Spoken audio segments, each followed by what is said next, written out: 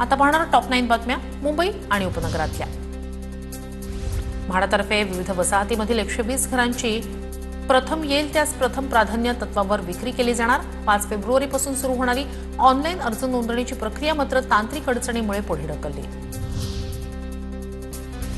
गृहनिर्माण संस्था basement parking स्वतंत्र युनिट म्हणून विकू शकत नाही, उच्च न्यायालयाचा महत्त्वपूर्ण निर्वाळा। पश्चिम रेल्वेच्या विरार डहाणू स्थानकादरम्यान चौपदरीकरण सुरू, आतापर्यंत 47% काम पूर्ण झाल्याची माहिती। विरार पुढील लोकल सेवांची क्षमता वाढवण्यासाठी मदत होणार। संध्याकाळनंतर थंडी, दिवसभर उकाडा, ढगाळ वातावरण आणि प्रदूषणामुळे मुंबईकर हैराण। केंद्रीय हवामान खात्याकडून उकाडा आणखी वाढणार असल्याचा इशारा। हवामानामुळे आजारांना निमंत्रण मिळण्याची दाट शक्यता। माथेरानमध्ये 10 फेब्रुवारीपासून ई-रिक्षांचा बेमुदत बंद।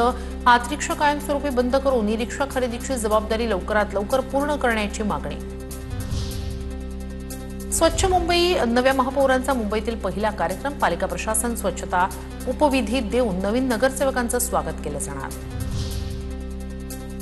राज्य सरकारचा महत्त्वाकांक्षी प्रकल्प असलेल्या गेटवे जवळील प्रवासी जेट्टी ऑगस्टपर्यंत कार्यान्वित होणार। मुख्यमंत्री देवेंद्र फडणवीस यांच्याकडून हा प्रकल्प लवकरात लवकर पूर्ण करण्याचे निर्देश। मुंबई महापालिकेकडून जीर्ण झालेल्या कचरा गाड्यांची तपासणी होणार। तपासणी दरम्यान भंगार गाड्या आढळल्यास थेट विल्हेवाट लावण्यात येणार, परिपत्रक जारी।